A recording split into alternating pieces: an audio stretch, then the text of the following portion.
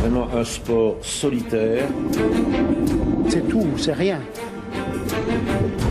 On se lève, il fait noir, on va à l'entraînement, on sort de l'eau, il fait noir, il fait froid. Je sais bien que je gagnerai jamais ma vie en nageant.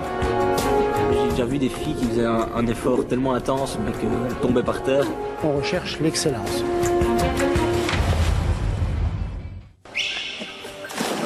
L'école de l'excellence, ce n'est pas toujours une vie de rêve. Des courts moments de satisfaction pour des sacrifices énormes. Un travail quotidien. À Liège Natation, on trouve quelques-uns des meilleurs nageurs du pays. C'est ici qu'ils construisent leurs objectifs. Toute leur vie est organisée pour ça. On se lève à 6 h du matin. 6h30, on est dans l'eau. Puis à 8h moins 10, on sort de l'eau. Directement, on monte à l'UNIF. Puis l'UNIF, ça termine vers midi, midi et demi. Puis on remonte ici à Crisnay et on nage de 3h30 à 5h30. Répéter inlassablement les mêmes gestes, parfois jusqu'à l'épuisement, minimum 6 km par entraînement, 2 fois par jour, toujours en vase clos et sans pouvoir parler. Les nageurs de haut niveau sont des mécaniques extrêmement précises. La panne et le burn-out ne sont jamais très loin. Parmi tous les sports, c'est un des 2, voire des 3 sports où le risque de burn-out est le plus important lorsque l'on veut le pratiquer d'une manière vraiment intensive avec une perspective d'obtention d'un niveau international. Et quand j'avais 15 ans, donc là j'ai vraiment arrêté pendant 1 an, donc je me suis mis au hockey. Et là j'ai vraiment arrêté parce que ça me lassait, j'avais plus de plaisir, donc comme c'est tout le temps la même chose, il y a un moment où il y a un burn-out, donc on arrête. Même les plus grands n'ont pas été épargnés. Frédéric de Burgrave a tout gagné, champion olympique, champion du monde et recordman du monde. Il a pourtant tout plaqué alors qu'il était au sommet.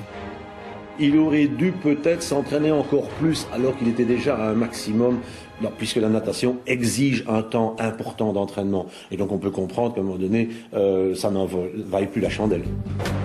La semaine prochaine, on est au taquet. Toi aussi. La clé passe souvent par l'entraîneur. Installer de la variété et une progression, c'est une manière de gérer l'élite, ce mélange de force et de fragilité. Si vous n'avez pas quelqu'un qui a une émotion, qui est un peu artiste en fait, dans ce qu'il fait, vous n'aurez aucun résultat.